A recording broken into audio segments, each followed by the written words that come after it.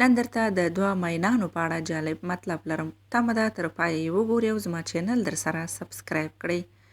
یوه ورځ کله چې دوه مینان د چکر لپاره د غره یوې څوکې ته خیژي، نو په دې وخت کې یوه شدیده زلزله رامنځته کیږي. په زلزله کې نجلۍ د غره له څوکې څخه ښویه کیږي او ځان د یوې ونې په ډنډر کلکوي. هلک د نجلۍ د ژغورنې لپاره ځان تر نجلۍ رسوي او ځان ځوړنده کوي. په دې وخت کې د هلک په شا باندې یوه لویه تیږه راغورځېږي. نجلۍ بې خبره له دې څخه ده چې د هلک په ملا لویه تیږه ده، خو بیا هم د نجلۍ د ژغورلو لپاره هڅه کوي. په دې وخت کې د غره له یوې سوري څخه مار راوځي او نجلۍ چیچلو لپاره لاندې د نجلۍ خواته راځي.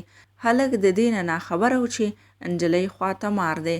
نجلۍ چیغې وهي او هلک د حالت څخه په ناخبرۍ کې هلک ته په غوسناکه لهجه وایي: پورته مې کړه، کنه ولې داسې ځان راته ښایي؟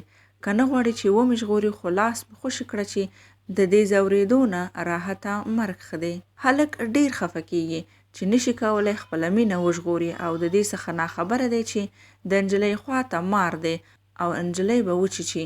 په زړه کې وایي: دا زما هیڅ ښه والی نه ګوري، پر ما څومره درد دی، څومره بد حالت کې یم، خو بیا هم د دې د ژغورلو هڅه کوم، خو دې ته هیڅ زما درد او ژوند ارزښت او کومه معنا نه لري.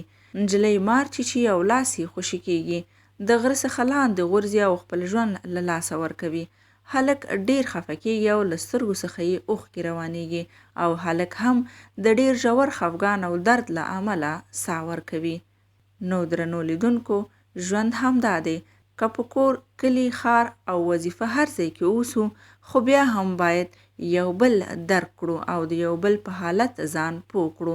باید د یو بل همراز او د ژوند پاک ریښتیني ملګري واوسو.